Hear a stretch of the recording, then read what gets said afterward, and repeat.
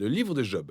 Il suscite la réflexion et est, à plus d'un titre, d'un genre unique dans la Bible. L'histoire se déroule au pays d'Utz, dont la très incertaine localisation semble néanmoins montrer qu'il se trouvait loin d'Israël. Job, le personnage principal, n'est pas un Israélite et l'auteur anonyme ne prend pas la peine de situer son récit dans l'histoire. Pas même un détail spécifique à la période antique concernée. Mais ce manque de clarté semble avoir été fait exprès. C'est comme si l'auteur ne voulait pas distraire les lecteurs que nous sommes, avec des questions de date, mais plutôt nous amener à nous focaliser sur l'histoire de Job pour méditer sur les questions que soulève sa souffrance. La structure littéraire du livre de Job est très simple. Il commence et se termine avec de courtes synthèses servant de prologue et d'épilogue. Ensuite, le bloc central du livre est un concentré de poésie hébraïque relatant les conversations entre Job et quatre interlocuteurs appelés ses amis. Des conversations qui s'achèvent sur une suite de discours poétiques que Dieu adresse à Job. Voyons plus en détail comment tout cela se déroule. Le prologue nous présente Job qui est décrit comme étant un homme intègre et droit, ayant la crainte de Dieu. C'est vraiment quelqu'un de bien. Et puis soudain, on se retrouve transporté dans les lieux célestes où Dieu dirige une sorte d'assemblée générale avec son personnel. C'est assez fréquent comme référence dans l'Ancien Testament, ce type de scène illustrant la manière dont Dieu dirige le monde. Parmi les créatures célestes se trouve un personnage appelé le Satan, le terme hébreu pour l'accusateur ou le procureur. C'est comme si on se retrouvait en pleine audience au tribunal. Dieu cite Job en exemple car il représente tout ce qu'il y a de plus juste chez un homme. Mais l'accusateur conteste le mode de récompense par lequel Dieu bénit les justes tels que Job. Il dit, Job t'obéit simplement parce que tu le bénis et l'as rendu prospère. Laisse Job souffrir et tu verras clairement les limites de sa droiture. Ensuite, Dieu permet à l'accusateur de cribler Job de tout type de mots. Alors, on arrive au stade de l'histoire où la plupart d'entre nous s'interrogent. Quoi? Mais pourquoi Dieu a-t-il fait ça? Et on s'imagine que ce livre va naturellement répondre à la question suivante. Pourquoi Dieu laisse-t-il souffrir les gens bien?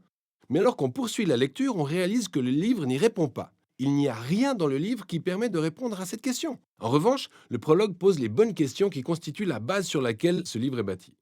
Des questions sur la justice divine, comme celle de savoir si Dieu se base scrupuleusement sur la justice pour établir les lois de l'univers. Les réponses espérées ne sont pas au début, mais se révèlent au fil de la lecture, alors qu'on se rapproche de la fin du livre. Malgré tout, la raison suprême des souffrances de Job n'est jamais donnée.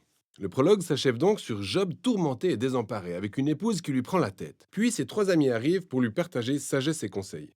Ils s'appellent Eliphaz de Théman, Bildad de Chouac et Tsophar de Naama. Ce sont tous de non-israélites comme Job. Dans cette période antique, ils représentent la crème intellectuelle du Proche-Orient, notamment sur les questions relatives à Dieu, la souffrance et la condition humaine.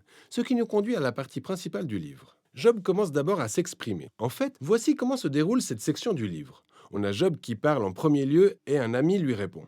Ensuite, Job répond à cet ami, puis un autre réagit à la réponse de Job, et ainsi de suite pendant 3 cycles. Et au cœur de tout ce débat, on a 3 questions essentielles. Dieu est-il vraiment juste par nature? Dieu se base-t-il scrupuleusement sur la justice pour établir les lois de l'univers? Si tel est le cas, comment expliquer les souffrances de Job? On pourra constater que Job et ses amis se basent sur leurs propres hypothèses principales pour définir le processus idéal par lequel la justice divine doit être rendue dans le monde. En clair, le fonctionnement de chaque élément au sein de l'univers devrait se faire dans le strict respect des principes de justice. Donc si vous êtes sage et bon et que vous avez la crainte de Dieu, vous ne récolterez que de bonnes choses. Dieu vous récompensera. Mais si vous êtes mauvais, insensé et que vous vous vautrez dans le péché, vous subirez les choses néfastes qui surviendront dans votre vie. Dieu vous châtiera. Dans ces différents discours, Job revient continuellement sur l'argument selon lequel il est avant toute chose un homme innocent. Ce qui pour lui implique que sa souffrance ne peut être un châtiment divin. D'ailleurs, le prologue justifie bien ces deux affirmations, car rappelez-vous, Dieu lui-même a qualifié Job d'intègre et droit. Job conclut son argumentaire en mettant Dieu en cause. De deux choses l'une. Soit Dieu ne dirige pas le monde avec justice, soit, pire encore, Dieu lui-même est tout simplement injuste. Ses amis, en revanche, ne sont pas de cet avis. Ils soutiennent que Dieu est juste, ce qui implique que Dieu se base toujours sur la justice pour diriger le monde. Ils finissent donc par conclure en accusant Job, et pas Dieu. Job a dû faire quelque chose de vraiment très mal pour que Dieu le punisse de la sorte. Il commence même à imaginer les éventuels péchés que Job aurait pu commettre. Mais Job rejette tout en bloc. Il arrive à un point où il ne supporte tellement plus ses amis qu'il arrête de discuter avec eux pour défendre sa cause directement auprès de Dieu.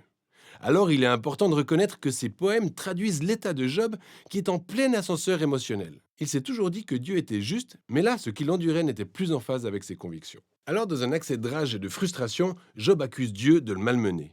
Il va jusqu'à désigner Dieu comme étant la source de toute injustice dans le monde. Mais à peine a-t-il prononcé ces mots qu'il se repent, car il veut croire malgré tout que Dieu est profondément juste.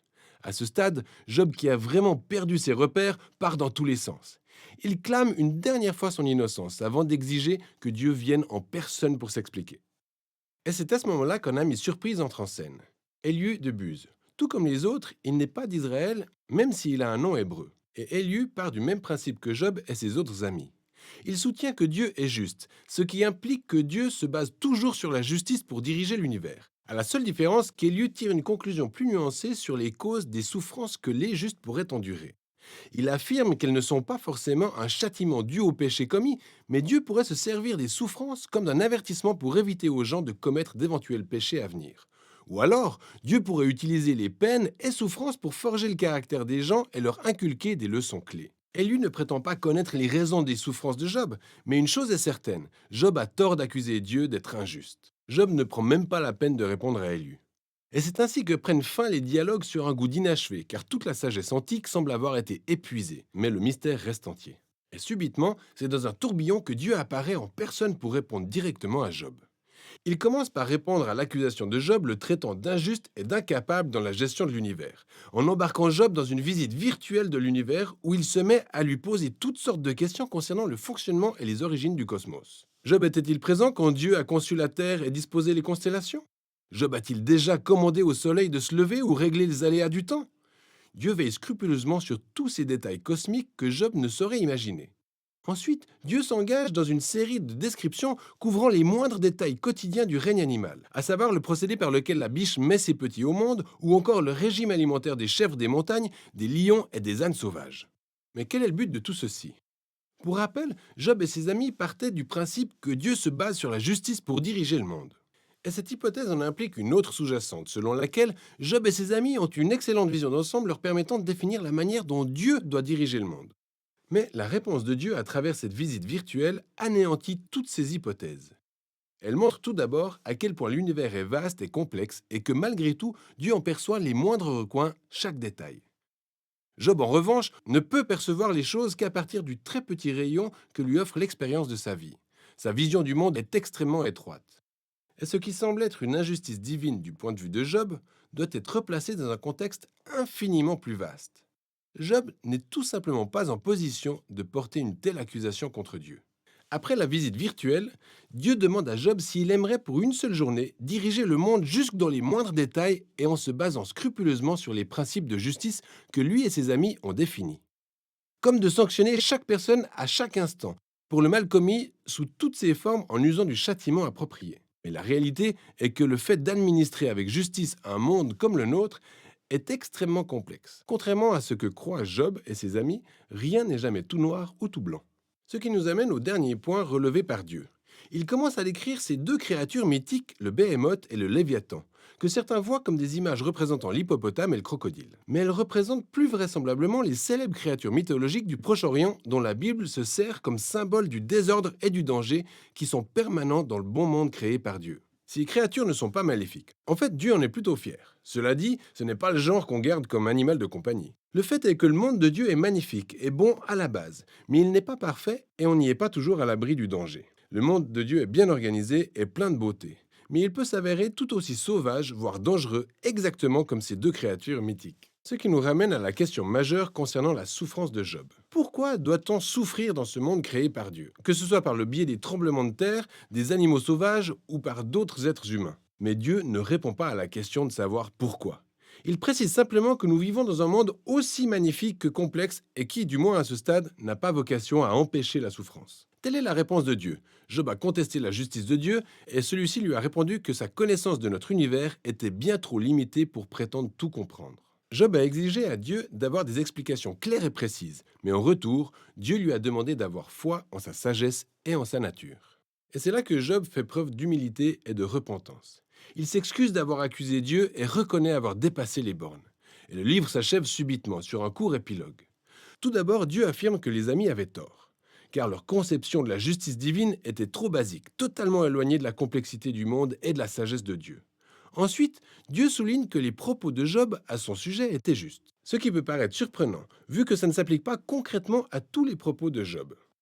On sait bien que Job a tiré des conclusions hâtives et erronées, mais Dieu approuve tout de même son approche, car Job s'est présenté avec transparence et sincérité devant Dieu. Il n'a pas triché sur ses différentes émotions et toute sa peine, puis a tenu à s'adresser directement à Dieu lui-même. Et Dieu dit que c'est la bonne méthode pour traverser tout cela en luttant par la prière. Le livre se clôture sur la restauration de la santé, de la famille et des richesses de Job, non en guise de récompense pour bonne conduite, mais sous forme d'un don à titre gracieux de la part du Dieu généreux.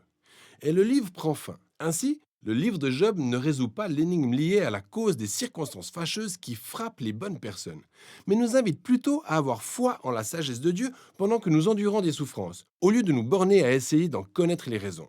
Lorsque nous cherchons des raisons, nous avons tendance soit à restreindre Dieu à l'étroitesse de notre conception humaine, comme les amis de Job, soit à accuser Dieu sur la base des preuves irrecevables, comme Job lui-même. Le livre nous invite donc à nous approcher de Dieu en toute transparence avec nos peines et chagrins, puis à croire que Dieu s'en soucie réellement et qu'il sait ce qu'il fait. Et voilà ce dont il est question dans le livre de Job.